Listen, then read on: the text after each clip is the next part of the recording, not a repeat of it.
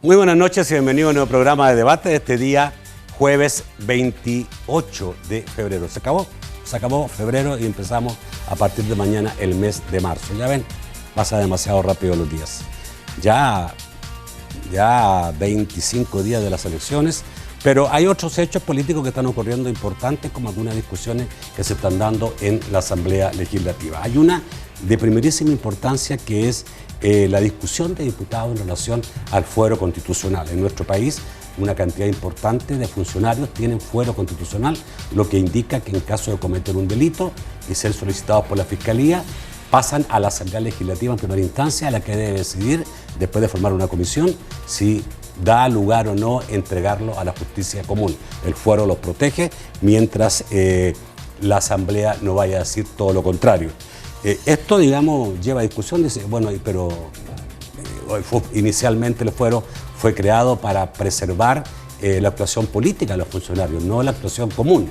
Y de alguna forma el fuero terminó incluso cubriendo a los funcionarios, desde el presidente de la República hasta magistrados y diputados, también en los delitos comunes. Una discusión importante que hoy día hay propuestas interesantes para o cambiar, reformar el fuero o simplemente quitárselo a todos los funcionarios. Un tema fundamental que vamos a tocar. El segundo tema que quiero preguntarle a mis invitados, que son bastante informados en todo esto, es la posible reducción de la Asamblea Legislativa, de la cantidad de diputados, reducirlo desde 84 a 60, como lo está planteando el diputado independiente Leonardo Bonilla, y que está ya recogiendo firmas para llevarlo a un proceso de discusión legal. Y si nos alcanza el tiempo, vamos a hablar un poco de lo que se está hablando también en relación a establecer ya es tiempo de hacer reformas constitucionales. El vicepresidente electo incluso ha sido nominado por el presidente electo para ver qué reformas constitucionales se deberían hacer en el próximo año, durante el tiempo, digamos, que él esté en el poder. Mis invitados esta noche son dos destacados abogados de la República. Humberto Sáenz, aparte de abogado, es presidente de Acción Ciudadana. Buenas noches. Buenas noches, Nacho. Expresidente del Centro de Estudios Jurídicos. Gusto saludarte. Gracias, Nacho. Bienvenido. Igualmente. Y también me acompaña a un abogado constitucionalista, experto en el tema, Enrique Anaya. Buenas noches, Enrique. Bienvenido. Buenas noches. Muchas gracias por la invitación, Nacho. Un gusto estar aquí, compartirla con tus televidentes y, digamos, poder compartir también con Humberto. Temas importantes para entenderlo mejor. Creo que son temas fundamentales hoy día que hay que discutirlos, pero sobre todo entenderlos. Y esa es la idea de este programa. Saludamos antes de empezar a la Central de Seguros y Fianzas, que hace posible este primer segmento de debate. Durante 30 años hemos consolidado nuestro liderazgo en fianzas. Somos expertos en seguro de personas, seguro de daños, fianza segura. Nuestro servicio es de calidad, ágil y oportuno. Alcancemos juntos nuestras metas, porque los salvadoreños no nos dejamos vencer. 3 décadas de desarrollo. La Central de Seguros y Fianzas. Por 30 años, su centro de confianza. La Constitución de la República establece fuero para el presidente y vicepresidente de la República, para los ministros y viceministros, para el presidente y magistrado de la Corte Suprema de Justicia, para los magistrados de segunda instancia, para el presidente y magistrado de la Corte de Cuentas, para el fiscal general de la República, para el procurador general de la República, para el procurador de Derechos Humanos, para el presidente y magistrado del Tribunal Supremo Electoral y para representantes diplomáticos salvadoreños. Otra cosa es los diplomáticos extranjeros que tienen ahí un convenio internacional que también establece algún tipo de inmunidad. Pero esto hace, digamos, que el fuero permite a estos funcionarios, en caso de ser acusados de un delito, responder ante la Asamblea Legislativa por los delitos oficiales o comunes que cometan. ¿Así es? En parte. ¿Por qué? Yo creo que hay que señalar que es importante, digamos, quizás para tener un panorama, y es muy interesante que a pesar que la expresión más generalizada, Nacho, ha sido esta expresión de fuero constitucional, en realidad la Constitución muy peculiarmente no utiliza esa expresión para referirse a esta, vamos a llamarle esta prerrogativa, que yo creo que en realidad se termina convirtiendo en la práctica en un privilegio, pero ni siquiera le denomina así, sino que ese es un nombre que le hemos copiado de otros países. En El Salvador la Constitución ocupa la palabra fuero en otro sentido. Pero sí son, vamos a decir, prerrogativas que tienen algunos funcionarios. En realidad son 3 clases de prerrogativas. Una es que los diputados son inviolables. Eso significa que, por ejemplo, los diputados, en razón de las opiniones que den en el ejercicio de sus funciones, nunca pueden ser juzgados. Nunca. Nunca. Ni en el ejercicio ni después. Ni después. O sea, pero eso es por las opiniones o por los votos. Eso no significa que un diputado pueda andar, digamos, insultando a las personas, porque si no lo está haciendo en el ejercicio de sus funciones, el diputado sí puede ser responsable, digamos, en una conferencia de prensa, en unas declaraciones, en una entrevista, porque está diseñada esa prerrogativa de carácter material, la inviolabilidad, para proteger la opinión de los diputados. Y hay otras clases de prerrogativas que son a las que mal llamadas fueros, que una es que precisamente para ser juzgado se necesita primeramente que una autoridad lo autorice, y en estos casos hay 2 clases. Una son los que acabas de mencionar, que responden, como dice la Constitución, ante la Asamblea Legislativa, y precisamente hoy se acaba la cuenta, son prácticamente 250 funcionarios. 250 funcionarios. Sí, porque si sumas diputados, presidente, claro, vicepresidente, ministros, viceministros, tal, te salen más o menos 250 funcionarios. Y representantes diplomáticos, que pueden ser muchos. Que pueden ser muchísimos. Y ya hemos visto que a veces inclusive se crean cargos diplomáticos, entre comillas, ad hoc, para poder gozar. Enviado digamos, de esa especial ventaja. para... Enviado especial, embajador especial, sí, para tal cosa, ¿no? Pero además de eso hay otra clase de funcionarios que también tienen este privilegio, no ante la Asamblea, sino ante la Corte Suprema de Justicia, que son jueces de primera instancia, gobernadores departamentales y jueces de paz. Ellos también, respecto de los delitos, ahí sí únicamente los oficiales, primero los tiene que juzgar la Corte Suprema de Justicia. Tiene que ser la Corte Suprema de Justicia lo que dé. Y ahí tenemos más o menos un aproximado de 560 funcionarios. Jueces de primera instancia. Desde paz hasta primera instancia. De primera instancia, y también los 14 gobernadores departamentales. Como vemos entonces Yo no sé si en la misma cuestión se suma a la iglesia, que parece que tampoco un sacerdote puede ser capturado tan fácilmente. No, como no, por sacerdote, ¿sí? No tiene ninguna ventaja, ninguna prerrogativa para tal. Lo que señala la Constitución en la segunda clase de funcionarios, es decir, aquellos que responden no ante la Asamblea, sino que responden ante la Corte, dice, y otros que señale la ley. Ya. Entonces, digo, al final tenemos actualmente más o menos casi 800 funcionarios con alguna ventaja, voy a llamarlo alguna prerrogativa, ¿no? Y la otra ventaja es pues que estos funcionarios pues cuando finalmente son juzgados, por ejemplo, los que les corresponde conocer a la Asamblea Legislativa, los que tú mencionaste, presidente, vicepresidente, magistrados de corte, magistrados de segunda instancia, a pesar que la Asamblea diga que si hay lugar a formación de causa, no van a los tribunales comunes, sino que, por ejemplo, estos conocen primera instancia, no juez de primera instancia, sino una cámara de segunda instancia. Es decir, no lo juzga el juez común, lo juzga un tribunal especial. Entonces, digamos, definitivamente hay unas ventajas ahí. ¿Qué te podría decir sobre esta figura? Es una figura muy generalizada históricamente.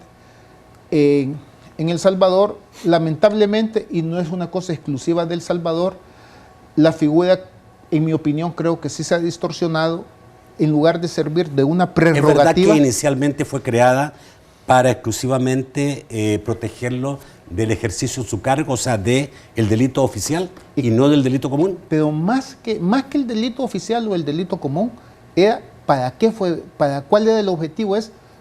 Originalmente simplemente era para los parlamentarios, es decir, para los diputados, para proteger la opinión, la libertad de expresión, tal. Sería muy largo hacerlo aquí, pero esta es una figura que viene de más o menos los 1400 desde Inglaterra, ¿no? Por supuesto, ha ido desapareciendo. Te comento, por ejemplo, en la región latinoamericana, en todos los países existe, salvo en Honduras. En Honduras, en el 2003, una reforma constitucional eliminó las prerrogativas penales y todo, absolutamente de todos. A eso sí, eso no significa, porque igual no han juzgado a nadie. O sea, el hecho que Sí, lo sí, elimine, sí. digo, y también hay países El resto de los países tiene fuero. existe El la fuero figura, es casi universal. básicamente en América Latina. ¿Pero para tanta gente o exclusivamente para algunos No, menos? muy pocos. Vamos a ver, y hay supuestos muy reducidos. Por ejemplo, digamos, si la memoria no me falla, digamos, Costa Rica.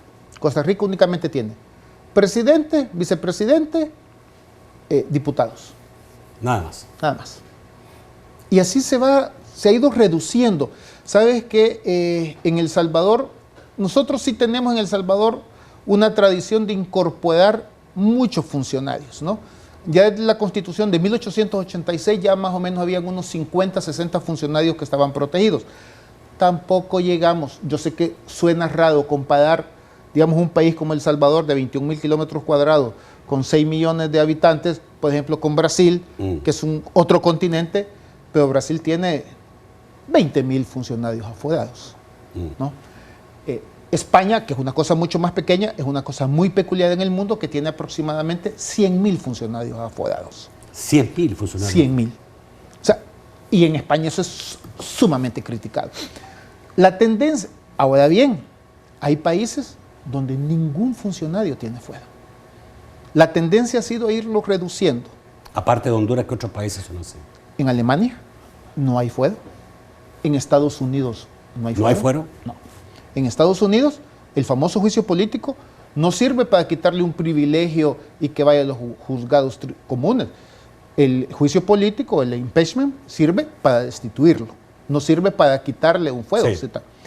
En Estados Unidos, en Inglaterra tampoco existe. Ok. O sea, hay países, y hay otros países, como te digo, hay otros países donde se ha ido reduciendo básicamente para las cabezas de los órganos públicos. Ok. Diputado, presidente de la República, Corte Suprema de Justicia. Ok, solo para entrar y después vuelvo contigo. ¿Tú crees que hay que reformar la figura del fuero? Yo creo que se pueden hacer algunos ajustes, pero si bien es cierto, coincido con lo que señalaba Salvador, de que esto se ha ido modificando con el transcurso del tiempo y que hay jurisdicciones en donde esta figura no existe, al final de cuentas estamos hablando de una figura centenaria que tiene una justificación, porque eso también hay que decirlo. ¿Cuál es la justificación para entenderlo? Por ejemplo, en el caso del órgano judicial, por mencionar el caso que recientemente está siendo conocido a través de los medios y lo que está viendo ahora la Asamblea Legislativa. Bueno, tiene como propósito proteger a esos funcionarios, entiéndase los jueces, de demandas infundadas que pueden ser a veces incorporadas por las mismas partes que están siendo juzgadas por el juzgador, ¿verdad? Y por lo tanto va en función de la independencia judicial que se requiere para que estas personas, los funcionarios, los jueces, puedan desempeñar adecuadamente su ejercicio. Si un juez no tuviera fuero, fácilmente pudiera ser manipulado en su accionar. Es que, bueno, puede haber una manipulación, pueden haber efectivamente demandas infundadas que lo único que busquen es separar al juez del conocimiento de su cargo o incidir negativamente, de una u otra forma, en la posición legal, jurídica que va a asumir frente a un caso. Lo que quiero decir con esto es que no se trata de una figura que no tenga una justificación.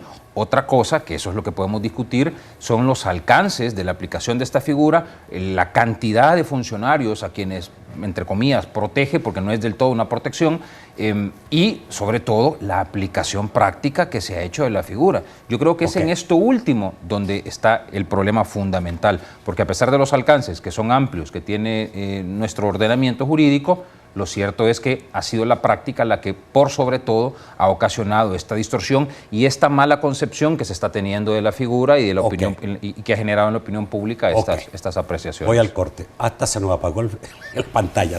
Ya la van a encender. Ya volvemos.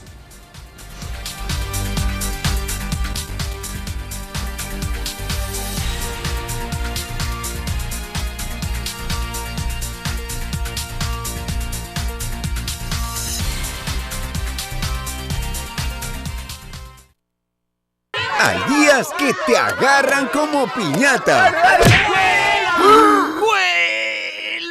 Para esos días días llenos de dolor. Ganol 500, ahora extra fuerte. Ganol 500 está elaborado con ingredientes de calidad sin que te salgan más caro. Busca la nueva presentación de Ganol 500 en tu farmacia y tienda más cercana. Ganol 500, alivio rápido del dolor de cabeza. Un producto de Laboratorios Vides, calidad al servicio de la salud. Si las molestias persisten, consulte a su médico. El Tribunal Supremo Electoral garantizó al pueblo salvadoreño elecciones transparentes con resultados confiables. El Tribunal Supremo Electoral logró organizar correctamente las elecciones. Felicitamos profundamente al organismo electoral, en su presidente, a los miembros de este organismo que han sabido cumplir con su país. Nos preparamos con tiempo para un evento electoral que garantizó un proceso eficiente, transparente y eficaz.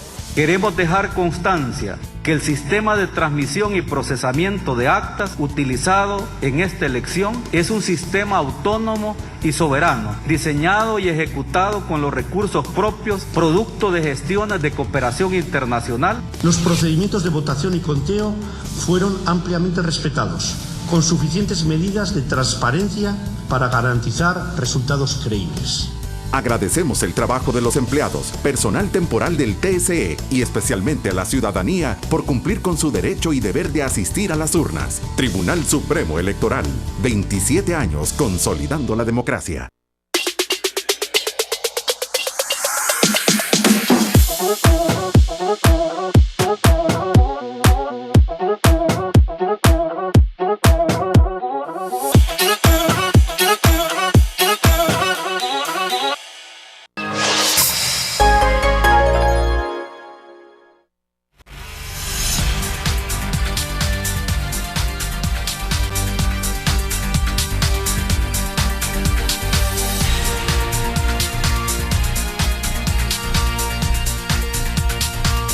El segundo segmento de debate gracias a Cosavi DRL. Regresan los mejores intereses con Cosavi DRL que te ofrecen 7.5% y 7.7% en tus depósitos a plazo. Promoción válida para socios.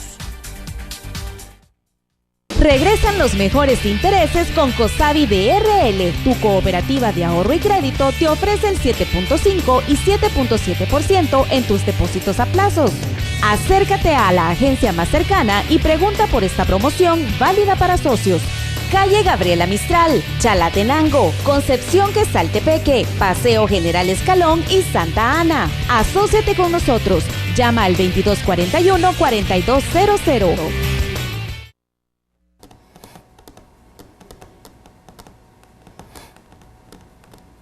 Bueno, a ver, tú dijiste, estoy de acuerdo con el fuero, pero hay excesos. ¿Qué le cambiarías tú? Por ejemplo, yo sí revisaría los alcances de los funcionarios que tienen esta... ¿Hasta dónde? ¿Quiénes crees tú que no debieran tener? Esta prerrogativa. ¿Los procuradores deberían tener? Yo no quisiera entrar todavía a ese detalle, pero sí creo que es ahí donde se puede cortar y donde hay bastante grasa que se puede cortar y dejar a aquellos funcionarios que están más expuestos a este tipo de demandas o de denuncias que no tienen absolutamente ningún fundamento y que a veces incluso pueden tener un componente de naturaleza estrictamente política, porque sí es cierto que hay que tomar en consideración que estos funcionarios están expuestos a que al emitir sus opiniones o que al emitir sus consideraciones o al fallar, al dictaminar en sus juicios, esto pueda generar una consecuencia de naturaleza política y por lo tanto pueda venir un intento de revanchismo ejemplificar. Político. Aparentemente, creo yo, tú me dirás, el exceso, donde hay un exceso concreto para mí, es en el representantes diplomáticos. Porque una cosa es que el embajador tiene inmunidad cuando sirve al país en otro país y el otro país por un convenio internacional le da inmunidad, pero en El Salvador no puede ser. Claro. El caso del militar que fue embajador en España y Alemania, sí. Y que no podían juzgarlo porque era representante diplomático, pero es que el delito fue en El Salvador. Y es que además eso se presta a las manipulaciones que hemos venido viendo en los años recientes. Como nombrar algunos embajadores. Porque claro, entonces se hacen estas designaciones, se hacen este nombramiento, estos nombramientos con el único y reprochable afán de darle esa prerrogativa a esta persona. Y es ahí donde se empieza a generar en la opinión pública. Yo entiendo perfectamente que la opinión pública esté en desacuerdo con esta figura, pero lo cierto es que no es la institución en sí misma la que deberíamos estar atacando, sino más bien la utilización indebida que se ha hecho de esta figura, y no estoy hablando solo de los años recientes, sino de manera histórica en nuestro país. Ahí hay un concreto caso, el que tú estás poniendo de ejemplo, en donde se ha dado esta manipulación para darle estas prerrogativas a personas que en principio no la tenían y de manera ad hoc, fabricada específicamente para la persona, se realiza. Y esto hay que aclararlo también, porque estas prerrogativas, más que en función de la persona, son prerrogativas que van en función del cargo y de las responsabilidades que se tienen en ese cargo, con lo cual, cuando se realiza esto al revés, es decir, cuando se designa a una persona con miras a otorgarle esa inmunidad, esa prerrogativa, entonces se está haciendo esta desnaturalización de la figura, porque no es la persona en sí misma, sino el cargo lo que debe protegerse, insisto, y lo que puede pasar en la actuación de ese cargo. Y solo termino con esto, Nacho, porque creo que es importante aclararlo también. Tú hacías alusión al tema de los delitos comunes y los delitos oficiales que se pueden cometer y que están hoy día al menos bajo la cobertura de esta prerrogativa. Aquí yo solo quisiera, por aclaración, porque he escuchado algunas expresiones en distintos medios, hacer notar que de manera muy sencilla, dicho de la manera más básica posible, los delitos oficiales son aquellos que son cometidos por el funcionario, cualquiera que sea, en el ejercicio de su función. Exacto. Versus los delitos comunes, que son cualquier otro delito que va más allá del desempeño normal de sus atribuciones y mientras la persona... Ahora, si en el ejercicio de su función roba, ¿es delito común o delito oficial? No, pero es que no puede haber un robo. Me cuesta imaginar un robo en el ejercicio de la función de un funcionario. Me estoy refiriendo a, por ejemplo, un juez que comete peculado. No robo en el sentido, digamos, en la tipificación establecida por el Código Penal, pero sí un funcionario, un juez, puede cometer un delito de peculado, por ejemplo. Eso es un delito oficial. Pero si ese mismo juez va a ver un partido de fútbol y lesiona a una persona... Pero un peculado no puede ir a ser juzgado tan fácilmente, el fuero lo tendría. No, también si esta misma persona, también si este mismo juez comete un delito de lesiones en contra de otra persona, que sería un delito común. Claro. Ese delito común tendría exactamente el mismo tratamiento. Ahora, ese tratamiento que es ir a la Asamblea Legislativa, asumiendo que se trata de un magistrado de segunda instancia, y pasar por este proceso de antejuicio, es algo donde también se puede trabajar y determinar más celeridad, por ejemplo, para el proceso de antejuicio, identificar algunos casos en que la Asamblea debe reaccionar de manera más ágil, no tiene por qué tardarse los 60 días que menciona el reglamento interior, de repente eso puede hacerse en mucho menor tiempo, no establecer la posibilidad de una prórroga, por ejemplo, que ahora se habla de ella en el reglamento interior. Ese es el tipo de cosas en donde yo creo que sí se puede trabajar, identificando aquellas circunstancias urgentes en donde la Asamblea debe reaccionar de manera más inmediata. Pero de la cantidad de funcionarios, ¿tú solo quitarías a los representantes de No, bueno, ya que me lo respondes me lo preguntas tan insistentemente, sí, yo quitaría a los procuradores de ahí. Los procuradores también. Yo quitaría a los procuradores, muy probablemente a los magistrados de cámaras, quizás los dejaría, pienso que pueden quedar en una situación parecida a la que tienen los jueces en este momento, o igual a la que tienen los jueces en este momento, porque ahí sí, como bien señalaba Salvador Enrique, ellos, ahí es la prerrogativa es distinta, es más limitada. Creo que los magistrados de cámaras de segunda instancia podrían estar al mismo nivel de los jueces, para contestarte de manera más concreta algunos casos. Tú, obviamente, porque hay posiciones de decir quitemos todos. No pudiéramos aventarnos como país y decir, así como otros países civilizados tienen ningún funcionario con fuero, pudiéramos en El Salvador decir, ningún funcionario debería tener fuero, porque el principio de la ley es que todos somos iguales ante la ley. Vamos a ver, yo creo que, en primer lugar, digamos, como muy bien señala Humberto, esta es una figura centenaria. Bueno, no más pero no por vieja será buena, ¿no? No, claro, pero creo que tiene alguna justificación respecto de algunos cargos, Nacho. Yo creo que en primer lugar, digamos, lo que sí es totalmente inadecuado desde mi perspectiva es hacer estas propuestas de reforma, vamos a decirlo como diría mi abuelita, a lo caliente, ¿no? Ahorita hay un caso, propuesta, quitémoslo para los delitos que afecten la libertad sexual, ¿no? Que es la propuesta del FMLN, tal. Y viene otro diputado, no, se las quitamos para todos. Pero no hay reflexión, Nacho. O sea, son este tipo de propuestas que creo yo que no están debidamente reflexionadas. Son para el micrófono, para afuera. Exactamente. Además de eso, implica una reforma constitucional. Por lo tanto, para que eso entrara en vigencia, tendría que aprobarlo esta legislatura y después la tendría que aprobar la siguiente legislatura, o sea, hasta el 2021. No antes del 2021. No antes del 2021. Entonces, por lo tanto, yo creo que, y en línea con, y totalmente de acuerdo en lo que señala Humberto, creo que habría que yo creo que sí es necesario reflexionar sobre la figura, sobre el alcance de la figura. Hay necesidad de precisar algunos temas, y ya te voy a señalar, y este tema va a continuar en los próximos meses en este país, no solamente por los casos que puedan estar actualmente, sino que ya te voy a señalar uno de los temas que ha sido sumamente interesante de debate en otros países. Pero suponte, yo creo que las primeras reformas se tendrían que hacer a nivel de lo que se puede cambiar inmediatamente. Por ejemplo, tenemos regulación en el Código Procesal Penal y tenemos regulación en el Reglamento Interior de la Asamblea Legislativa, que son sobre el mismo tema y no son necesariamente coincidentes. Por lo tanto, lo que sí se puede reformar por ley, reformémoslo. Como dice, por ejemplo, ¿cómo que 60 días? Acortar los tiempos. Acortar plazos. Reducir, por ejemplo, actualmente es complicadísimo porque primero lo recibe la Comisión de Legislación y Puntos Constitucionales, y si ella dice que está bien la solicitud del fiscal, va al Pleno, y si el Pleno dice que está bien, entonces nombra una comisión Ahora uno especial. Se pregunta, ¿con qué solidez y fundamento una comisión de diputados puede decir si está bien o no está bien algo que la Fiscalía estima que sí hay que llevarlo a cabo? O sea, ellos no hacen ninguna investigación, claro, es una cuestión como de olfato nomás. Sí, pero bueno, pero es que te presenten lo lógico y vamos a ver. No se requiere, la Asamblea Legislativa no va a juzgar. La Asamblea Legislativa... Pero ¿abre la puerta o la cierra? Abre la puerta o la cierra, pero ¿con qué base? Debe de motivarlo y debe de decir cuál es la base. Y debe ser transparente y abierto al público también. Y basta que existan indicios. Y yo creo que ahí la lógica humana nos puede funcionar, digamos, sin mucha complicación. Porque simplemente bastan los indicios para decir, le quito a usted esta protección que tiene, que aunque no le llamemos protección, a efectos prácticos te opera como un privilegio, ¿no? Se lo quito y vaya, digamos, a los tribunales, en este caso a unos tribunales especiales.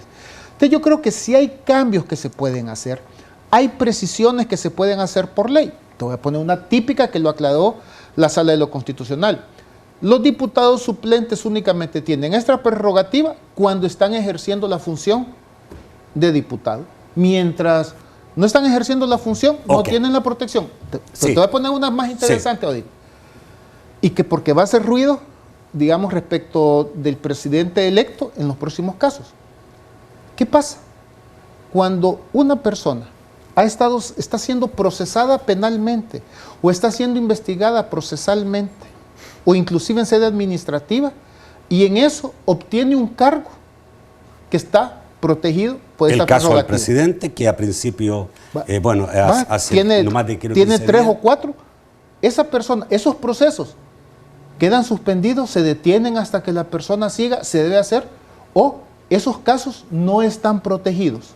Por ejemplo, que es lo que sucedió en Brasil, y hay una sentencia preciosa del Tribunal Supremo de Brasil que dijo, estaban procesando más de 400 entre diputados y senadores brasileños. ¿Y qué es lo que dijo el Tribunal Supremo? No, como muy bien dice Humberto, como este privilegio, esta prerrogativa es para el cargo, no para la persona, solamente está la protección respecto de los hechos acaecidos mientras usted está en el cargo, pero por los hechos que sucedieron antes. La defensa de Bukele estaba pidiendo, digamos, ser exonerado porque ya era presidente electo. Porque ya era electo, pero ahora el tema va a ser. No tomó posesión. Pero ahora el tema va a ser. Y el juez le dijo, no, señor. Igual son hechos previos. Exactamente. Y ahora que tome posesión. Y también está el viceministro de Educación. Y ahora que tome posesión, ¿van a continuar esos procesos? ¿O van a decir, no, como ya es presidente, ya no se pueden procesar? Pero ese debate va a surgir, Humberto. Sí, no, para mí está clarísimo que debe continuar, pero yo estoy también. ¿Qué es lo que debe haber? Se deben de hacer las reformas legales que se puedan hacer para mejorarla actualmente. Y yo creo que hay que reflexionar con detalle, ver qué reformas constitucionales se pueden hacer. Es decir, no es excesivo el número, dónde conviene, digamos, que quede uno u otro. Te voy a hacer una pregunta quizás, digamos, hasta ingenua, ¿no? ¿Qué pasa si nosotros de repente encontramos que uno de estos funcionarios, Porque imaginémonos el fiscal, no refiero a ninguno específico, me refiero a la figura del fiscal. Si el fiscal o el presidente de la República de este país tenemos grande sospecha de que está metido en narcotráfico, está metido en delitos graves. ¿Se denuncia? ¿Qué pasa en ese caso? ¿Cómo se protege a la sociedad? Pues tienes que seguirle definitivamente el procedimiento de antejuicio. Y es ahí donde... Espérate. Existe el proceso de antejuicio. Claro, que es lo que lleva la Asamblea Legislativa. Que es otro caso diferente, no es por el fuero. No, es que el antejuicio es la prerrogativa que tiene este funcionario. El antejuicio es, vamos a ir primero, antes de ir al juicio, vamos a ir primero a la Asamblea Legislativa. Imaginémonos, aquí el fiscal tiene, y reitero, no me refiero a la persona fiscal, me refiero al cargo. El fiscal tiene el monopolio de la persecución de un delito. Imaginemos que nosotros de repente encontramos, si hubiéramos sabido antes de Martínez, por ejemplo, ya, pero en el cargo no se le podía hacer nada, claro, porque tenía impunidad, o en ese caso la Asamblea puede hacer como en Estados Unidos el juicio político y destituirlo, aunque no, porque alguna protección tiene que tener la ciudadanía, o sea, al darle fuero, tú lo proteges a ellos, pero ¿quién protege a la sociedad? Está hablando del caso específico del fiscal, ¿verdad? Porque ese quizás es el caso más difícil de todos. Claro. Porque el fiscal es el que tiene la iniciativa para para provocar el antejuicio. Digamos que salvo el caso del fiscal, que hay análisis adicionales que hacer, en todos los demás casos es sencillo el asunto, porque se traslada a conocimiento el fiscal la necesidad de iniciar un proceso de investigación, el fiscal, si ve mérito en el asunto, va a la Asamblea Legislativa, se inicia el antejuicio y la Asamblea Legislativa determina si ha lugar o no ha lugar a formación de causa, con lo cual, digamos, la protección de la sociedad está ahí, porque los órganos del Estado, Fiscalía, Asamblea Legislativa, están realizando su actuación. ¿Puede llegar la solicitud de antejuicio al fiscal, no del fiscal? A ver, yo puedo ir con una denuncia a la Fiscalía. ¿Tú como ciudadano? Como ciudadano común y corriente. La Fiscalía, si se trata de un funcionario, pues entonces, si ve lugar, si ve mérito en eso, entonces se inicia el proceso de antejuicio. Correcto. Y este ciudadano, en este caso yo, que he trasladado la denuncia, eventualmente hasta puedo tener una participación en el proceso de antejuicio. La Asamblea Legislativa, la comisión o la subcomisión que se designe, la comisión especial, me puede mandar a llamar y yo tener una participación. Pero si el fiscal es el que ahí hay consideraciones adicionales que hacer, sobre todo porque hay algunas decisiones más o menos recientes de la Sala de lo Constitucional en donde reiteró que es el fiscal el que en estos casos está llamado a conducir las investigaciones iniciales. Salvador nos podrá explicar mejor estos casos seguramente, pero se trató de un antecedente en donde la Asamblea Legislativa había modificado el reglamento interior para dar esa misma atribución, el de iniciar el proceso, a la misma Asamblea. Y la Sala le dijo, usted, Asamblea, no puede iniciar este proceso, quien tiene que iniciar el proceso es en todo caso la Fiscalía General de la República. Entonces la discusión que surge ahí es, ok, si es el fiscal el que está acusado, ¿quién es la persona que debe iniciar este proceso? Mi respuesta inicial sería el fiscal general adjunto, pero digamos que hay otras consideraciones que se pueden hacer. No, ese es un caso... Sí, efectivamente, como señala Beto, el problema serio, digamos, existe en el caso del fiscal, ¿no? Pero insisto, precisamente todos esos detalles creo que son los que motivan reflexionarlo para una futura y eventual reforma constitucional. Yo creo que en este momento se deben hacer reformas legales que posibiliten mejorar el procedimiento, ¿no? Dar claridad sobre algunos temas, ¿no? Y luego, si ya tranquilamente, yo sé que sobre todo, digamos, en el ambiente latino somos muy dados a reaccionar a la primera, ¿no? Al rebote, ¿no? Tal, pero yo creo que hay un tiempo para reflexionar sobre esta figura, de estas prerrogativas, ¿no? Ver el número de funcionarios, afrontar problemas como este del fiscal, ¿no? Es decir, qué vía buscar para este tipo de figura, o si las figuras del Ministerio Público no lo van a tener, si lo merecen. Yo creo que hay que reflexionarlo, pero hay que hacer reformas, me parece, pero las primeras reformas que hay que hacerlas a nivel legal y luego reflexionar las reformas constitucionales. El tema es complejo. Yo sé que los humanos estamos como muy dados a buscar soluciones mágicas, ¿no? Y es, o ahorita tenemos 800 funcionarios protegidos y queremos pasarnos a decir ninguno. No, yo creo que tenemos que hacer las debidas reflexiones. No se puede todos, voy a tratar de entender, porque pudiera manipularse, por ejemplo, a un presidente de la República. Yo no me gusta el presidente, algunos partidos están molestos con el presidente, se le inventa una cuestión y empieza a socavarse y al final el presidente se pone de rodillas y termina negociando. Así es. Y aquí no existe lo que existe en otros países, el juicio, el denominado en otros países juicio político, aquí no existe tampoco, ¿verdad? Entonces tenemos esta otra figura que no es ni equivalente, pero bueno. O sea, juicio político no existe en El Salvador. En El Salvador no existe eso. No existe. ¿Y cómo se destituye un presidente? No se puede destituir un presidente. Bueno, sí se puede. Imagínate que el presidente comete un delito, el presidente podría llegar hasta ese supuesto, pues. Ok, vamos al corte, ya volvemos.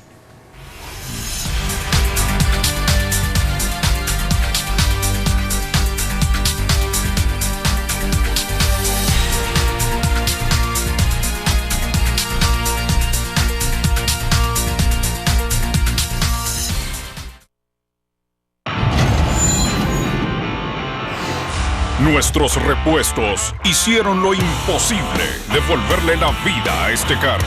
Junto a unos especialistas automotrices, trabajamos para restaurar este carro y enseñarte la calidad de nuestros repuestos.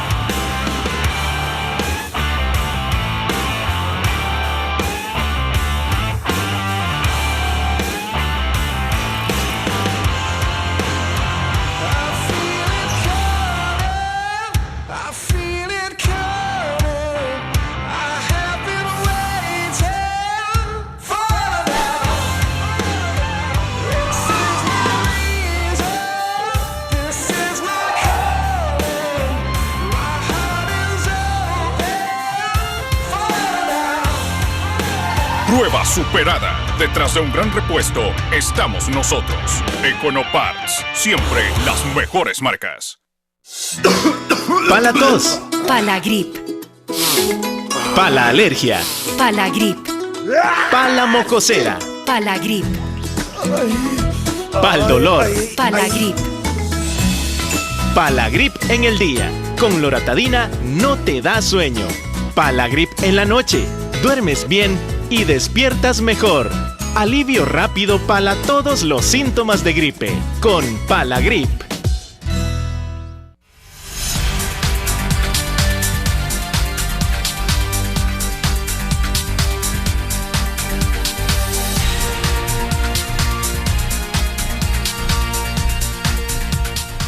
El tercer segmento de debate gracias a Sistema Fede Crédito. Con los canales digitales del Sistema Fede Crédito, realiza tus operaciones financieras a tiempo hasta donde quieras. Cada minuto del día es importante para aprovecharlo. Pero si las horas no te alcanzan, utiliza nuestros canales electrónicos para realizar tus operaciones financieras de forma inmediata. En las cajas de crédito y los bancos de los trabajadores del Sistema Fede Crédito, te ofrecemos Fede Móvil, Fede Banking y Fede Red 365 para que disfrutes cómodamente tu tiempo hasta donde quieras. Sistema Fede Crédito. Queremos darte una mano. Bueno, obviamente este tema tiene muchísimo más que hablar, pero por el tiempo vamos a tratar de dejarlo hasta ahí y vamos a ir rápidamente a otros dos temas. Se puede reducir y sería bueno reducir el número de diputados de 84 a 60. En este momento hay un diputado, que es el diputado Leonardo Bonilla, el diputado no partidario, que está planteando esto y está juntando firmas afuera de la Asamblea Legislativa. La gente está llegando a firmar ahí y tiene que juntar 50.000 firmas para poder presentarlo como ya un proyecto de reforma constitucional. Hay otros que también, digamos, están no solamente el diputado Bonilla, hay, tengo entendido, una cantidad importante de diputados de otros partidos que también están apoyando esta iniciativa. Señores, ¿es momento de bajar el número de diputados? Para serte franco, Nacho, esto lo he dicho yo desde hace varios años, en realidad.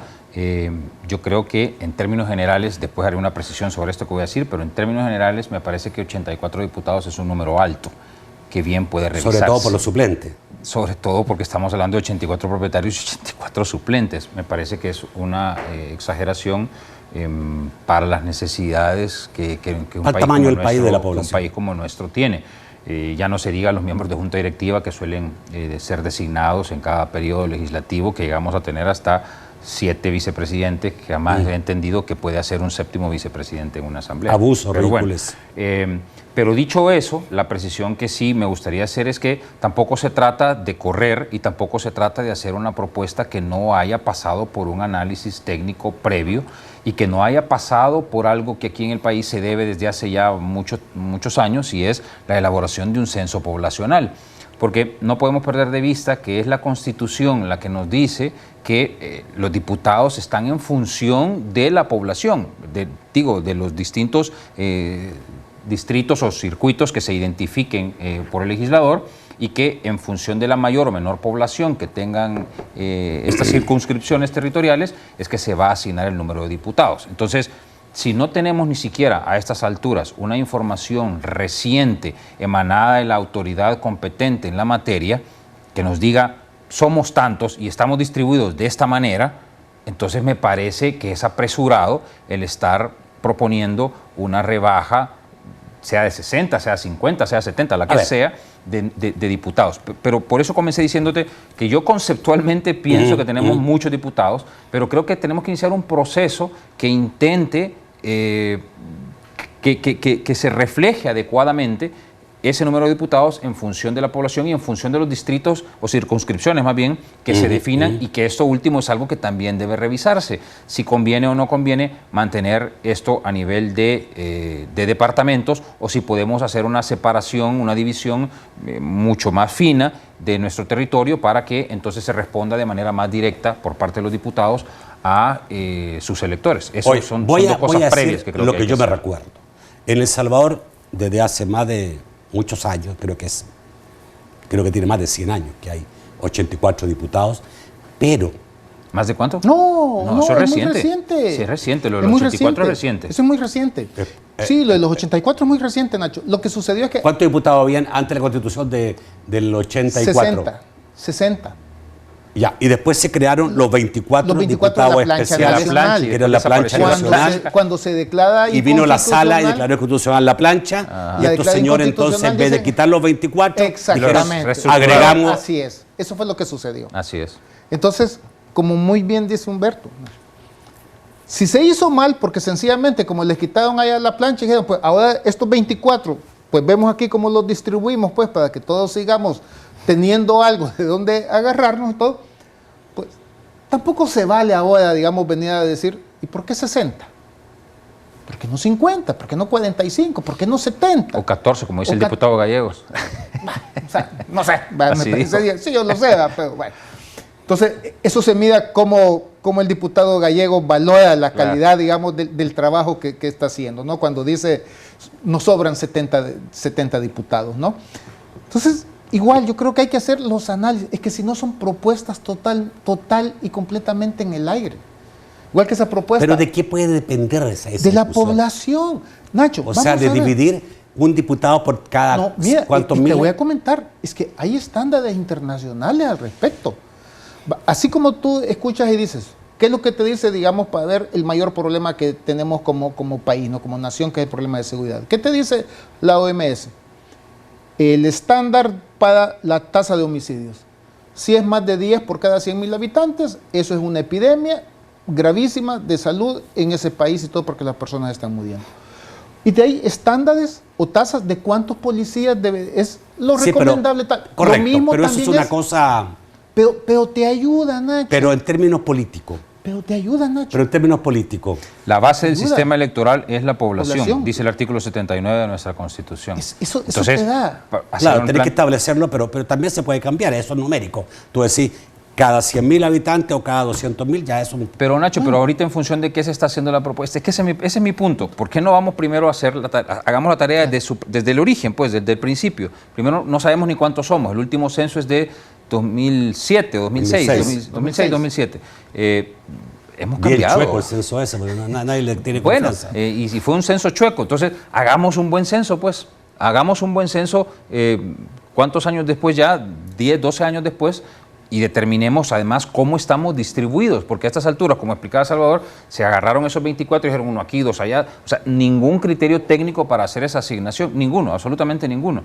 Entonces definamos cómo estamos, cuáles son los municipios más poblados y cómo es que eso se puede redistribuir, y entonces determinemos si son 84, si son 80, si son 60, si son 70 los que deben ser electos. Lo que sí es importante, porque también en algún momento, no recuerdo quién lo decía, de los diputados, y es sencillo hacerlo, porque esto no necesita una reforma constitucional, esto solamente necesita una reforma legal. Entonces basta hacer bien la tarea desde su inicio y tener voluntad política para entonces ajustarse a esa nueva realidad que tenemos 12 años después de 2006. Nacho, es como hacer una casa, comienzas por las bases, no comienzas construyendo una casa desde el techo. O sea, haz las bases, haz los pilares, haz las vigas. Entonces aquí decimos tantos diputados, ¿sí? ¿Y cuál es el criterio técnico para eso? No, nada.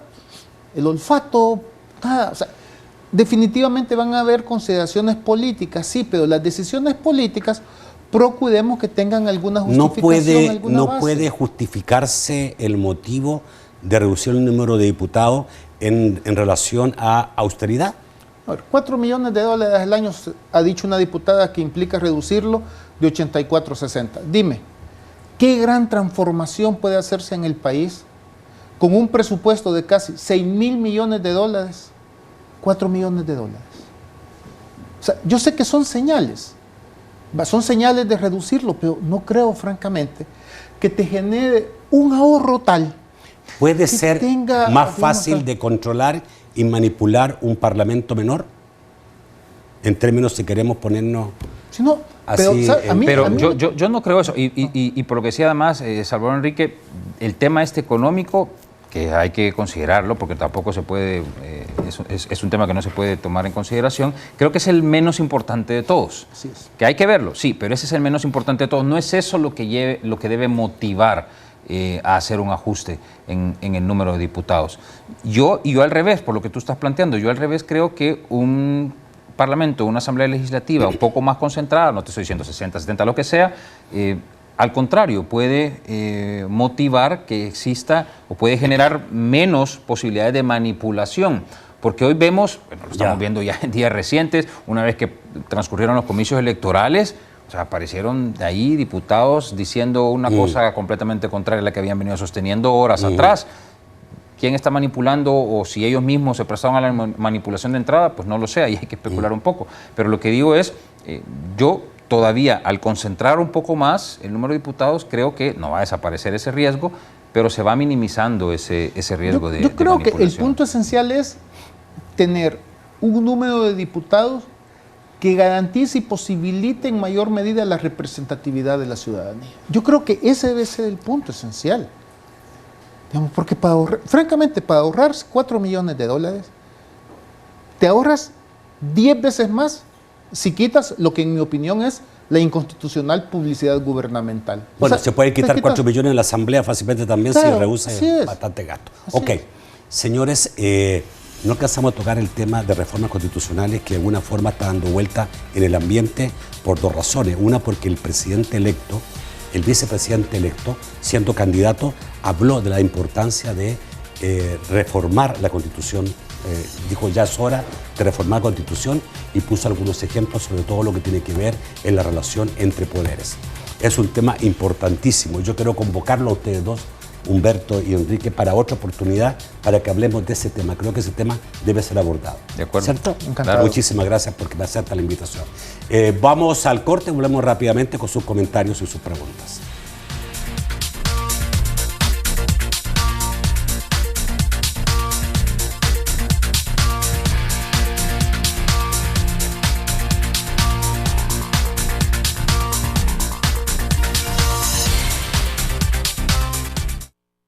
En el momento que crees que ya no puedes más, COSABI de RL. Es importante saber que tienes el apoyo, que siempre será tu primer paso al desarrollo, porque el cooperativismo es el progreso de una sociedad que trabaja en equipo. Somos miles de salvadoreños que trabajamos día a día para construir un mejor país. Por eso, en COSABI de RL te ofrecemos los mejores beneficios en depósitos a plazo, cuentas de ahorro y créditos con tasas competitivas a todos nuestros asociados. Durante 30 años hemos consolidado nuestro liderazgo en fianzas. Somos expertos en seguro de personas, seguro de daños, fianza segura. Nuestro servicio es de calidad, ágil y oportuno. Alcancemos juntos nuestras metas, porque los salvadoreños no nos dejamos vencer. 3 décadas de desarrollo. La Central de Seguros y Fianzas. Por 30 años, su centro de confianza.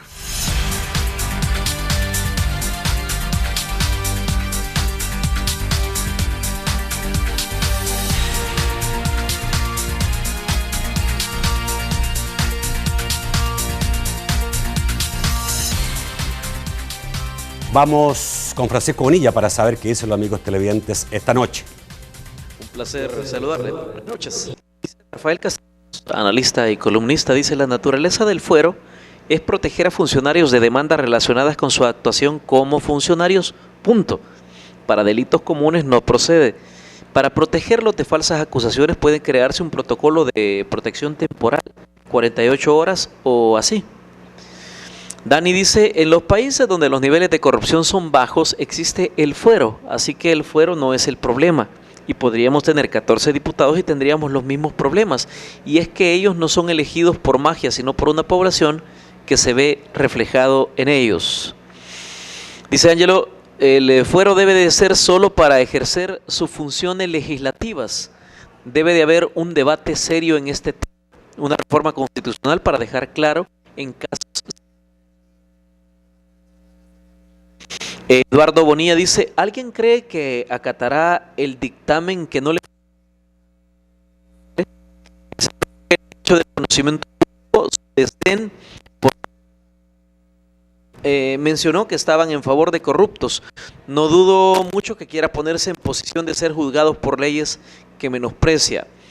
Juan dice: hasta el momento Bukele ha criticado, no ha hecho propuestas serias ni su equipo. Veremos qué hace cuando tome posesión del cargo. Esa será la hora de la verdad. El abogado Nelson García dice: que los diputados representen al pueblo es una ficción legal. La realidad es que trabajan para intereses de poder. Dice Ramos: el fuero debe de ser revisado con responsabilidad y debe aplicarse única y exclusivamente en el ejercicio de funciones, pero no debe ser aplicable en el cometimiento de delitos comunes. Vamos al estudio para la respuesta. Bueno, tú que estás más cipote, alcanzaste a leer la que no se escuchó aquí adentro, ¿no? Algo escuché leer, sí. ¿Leíste? Sí. Porque está difícil leer así chiquitito de lejos. Bueno, ok, dale. A ver, por lo que decía el señor Castellanos, y que coincidía con lo que mencionaban algunos otros televidentes, una cosa es si queremos discutir, y yo creo que se puede discutir, si los alcances de esta institución van no solo en función de los delitos oficiales, sino también en función de los delitos comunes. Pero hoy, este día, a estas alturas, la Constitución eso es lo que dice. Entonces, no es que proceda o no proceda, es que eso dice la Constitución. Se protege a estos funcionarios, se le da esta prerrogativa constitucional a estos funcionarios en el cometimiento de delitos oficiales y comunes. Así lo dice. Que es el 236, ¿no? 236. La parte final del 236 con toda claridad. lo dice contundentemente. Podemos discutirlo si quieren y ver si esto amerita o no más adelante una reforma constitucional, pero eso es otra cosa. Hoy, a esta fecha, eso es lo que dice el artículo 236. Pero hay otras cosas que son las que señalaba Salvador, que sí podemos modificar ya y las podemos modificar rápido, y además sí creo que son necesarias. Se me olvidó hablar, por ejemplo, del tema de la detención provisional. Ahí hay un tema donde le podemos entrar y podemos corregir algunos yerros o podemos llenar algunos vacíos que hoy día tenemos, porque habrán cierto tipo de delitos en donde quizás lo más adecuado es que el funcionario que está siendo investigado, que va a ser eventualmente procesado, pueda tener alguna medida preventiva, ¿verdad? Por lo menos no salga de su casa, por lo menos una restricción migratoria. Pero como la Asamblea hoy no tiene ningún tipo de facultad más que avisarle a la Fiscalía General de la República, entonces, bueno, cualquier funcionario, cualquier delito que cometa, se va para su casa, porque esa es la construcción legislativa que hasta ahorita tenemos. Ahí podemos hacer algo, podemos hacer algo rápido y podemos mejorar el procedimiento. Pero en cuanto a distinguir delitos oficiales o comunes, en este momento no se puede porque la Constitución dice claramente que abarca los dos. Ok. Sí. No, mira, y muy bien, como dice Humberto, o sea, en estos momentos ese es el régimen legislativo. Inclusive veo que, digamos, algunas personas dicen que solo sea para delitos oficiales. Pero te voy a comentar que en algunos países dicen, no, que la protección, la prerrogativa, que sea al revés. ¿Por qué dicen? Porque no puede ser que para el que comete el delito, precisamente en el ejercicio de las potestades públicas que les han concedido, obtenga un beneficio en razón de ello. Es decir, precisamente tiene que haber un debate. Y pues es muy importante, se pueden hacer reformas legislativas, ya sea a nivel del Código Procesal Penal o a nivel del reglamento, que pueden ayudar a algunos temas. Por ejemplo, digamos, no me lo recuerdo de memoria, pero por ejemplo, esta protección no funciona, esta prerrogativa no funciona ni para diputados, nada, cuando son delitos en flagrancia. Por ejemplo, ni en Bolivia, ni en Chile, ni en Colombia, ni en Costa Rica, cuando son delitos en flagrancia, va detenido la persona, se lo entregan y está sometida a restricciones. No, pero pasa lo mismo. Si fue en flagrancia, tienen que entregarlo a la Asamblea Legislativa. No, pero hay otros países donde cuando es en flagrancia, por ejemplo, y no está en Constitución, y está por ley, cuando es en flagrancia, la persona puede ser sometida a restricciones de la libertad personal, ya sea detención provisional, arresto domiciliar, prohibida de salida del país. Hay elementos que se pueden regular por ley, ¿no? Y no quedar así a bote pronto, ¿no? A la carrera, estar haciendo reformas constitucionales que de todos modos no nos van a funcionar en este momento, porque simple y sencillamente no se van a aplicar. Así bueno, pero sí es importante, por lo menos a futuro, hay que reflexionar, hacer algunas cosas. Hay que revisarlo, Nacho, hay que revisar la figura. Y la Asamblea tiene que entender que tiene que mejorar las prácticas que se han venido realizando en el pasado también, pues que tenemos casos completamente deshonrosos, avergonzantes, donde la Asamblea Legislativa lo que ha hecho es proteger a funcionarios, a pesar de que ha sido evidente que han muy probablemente cometido un delito y que lo han confesado y deben ser investigados, deben ser procesados, ¿verdad? Por los tribunales que indica la ley, que indica la Constitución. Pero no, la Asamblea Legislativa ha acuerpado el cometimiento de delitos. Eso ha estado muy mal en el pasado. Y ahora que estamos ya en un proceso concreto, creo que la Asamblea Legislativa, sin vulnerar absolutamente ningún principio, porque yo en eso sí también he querido ser bien enfático, que hay que respetar el principio de presunción de inocencia de todos los funcionarios. Una cosa es la opinión pública, y esa será la opinión pública, y otra es que aparezcan diputados ahí vulnerando de manera flagrante el principio de presunción de inocencia. Lo que pasa es que a la gente común y corriente no se le respeta la presunción de inocencia. Bueno, pero es que la presunción de inocencia debe respetarse a todo mundo, Nacho, absolutamente a todo mundo, incluidos las personas que están guardando prisión preventiva en este momento y que no han sido condenados. También esas personas se presumen inocentes mientras no tengan una condena. Pero están con grillete y todo, digamos, y están presos. Bueno, pero es que esas son las cosas que hay que corregir. Pero un ciudadano que transgreda el principio de presunción de inocencia, utilizando supuestamente la libertad de expresión, por ahí escuché a una abogada que anda diciendo eso, bueno, eso es una cosa, la opinión pública, pero los diputados tienen que respetar todavía aún más ese principio, sobre todo conociendo que van a ser las personas que van a manejar este trámite, o cualquier otro que se venga más adelante.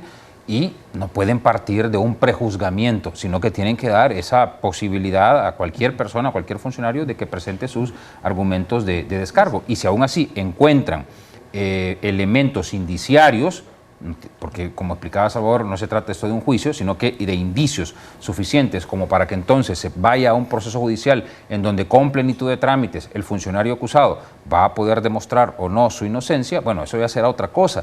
Pero a lo que yo voy es no partir tampoco o no hacer suya una opinión pública que de manera anticipada condena a una persona. Okay. Yo creo que lo que no podemos hacer es decir, como la presunción de inocencia se la violan a los ciudadanos comunes y corrientes y los exhiben y los sacan en calzoncillo, ¿no? Y los sacan con grillete, como ellas se los violan, entonces hay que violársela a todos los demás. No, lo que hay que hacer eso está malo, Nacho. Y por lo tanto no puede ser que los defectos del sistema, en lugar de eliminar los defectos, intentemos expandirlos más. Sencillamente si estamos cometiendo este error, superemos este error, pero no hagamos que, como nos vamos a poner mal, entonces hoy terminemos que lo que estamos haciendo mal, terminemos de extenderlo. Yo siempre he pensado, esta es una pregunta antes que me olvide, siempre he pensado de que la Asamblea debiera de repente ser capaz de decir, voy a convocar a un grupo de expertos en materia legal, solo para pedirle opinión, antes de hacer las cosas, pero no. Sé que tienen asesores legales en la Asamblea, pero asesores legales muchas veces no tienen la calidad que deberían tener y segundo, están ahí básicamente como empleados de los diputados que van a tratar de decir lo que el diputado quiere escuchar y punto. ¿Tú te quedarías con los suplentes si habría que recortar algo? No, yo no me quedaría con los suplentes, definitivamente. O sea, ahí puede hacer un recorte de 84 horas. Un recorte casi que de 84, no los 84, porque sí sé que hay casos en que se justifica la suplencia, pero no es posible que tengamos 84 suplentes. Estos diputados son capaces, digamos, de bajar de 84 a 60 y aumentar el número de suplentes, ¿no? Y los asesores de los suplentes. Pero inclusive, te voy a comentar, que existan diputados suplentes, eso sí es una muy peculiaridad de América Latina. Por ejemplo, en Estados Unidos no hay senadores suplentes, no hay representantes suplentes, ni en Alemania, ni en España, ni en Italia, no hay suplentes. O sea, eso sí es una figura muy peculiar de esta región. En la Corte Suprema de Justicia de Chile no hay colaboradores en la sala. Y el magistrado tiene que redactar todo. Sí. No le redactan y le dejan listo ahí los asesores para que no puede pasar nada que no sea por manos de ellos. En la mayoría de los tribunales supremos en el mundo no hay magistrados o jueces suplentes. Tampoco. En los Estados Unidos están los 9 jueces de la Suprema Corte y es que en su vida se les va a ocurrir que va a haber un suplente. Y en este país hemos tenido peculiaridades donde el suplente, suponte, voy a inventarme cualquier cosa, de la sala de lo contencioso o el suplente de la sala de lo civil, es alguien que litiga en esa sala, Nacho. Bueno. O sea, a esos extremos hemos llegado. Tenemos que hacer mucha reforma. Ese programa va a estar bueno. Amigos televidentes, yo los espero mañana a las 8 de la noche en un nuevo programa de debate. Te agradezco mucho, Humberto, que gracias a ti, te agradezco mucho, encantado, Enrique, y obviamente, digamos, creo que ha sido un tema importante de tratar. Los dejé invitados ya, ustedes son testigos, digamos, para hablar en un nuevo programa sobre reformas constitucionales. Nos vemos mañana vamos a tratar el tema Venezuela, un asunto importante también de hablar. Hasta mañana, que pasen buenas noches.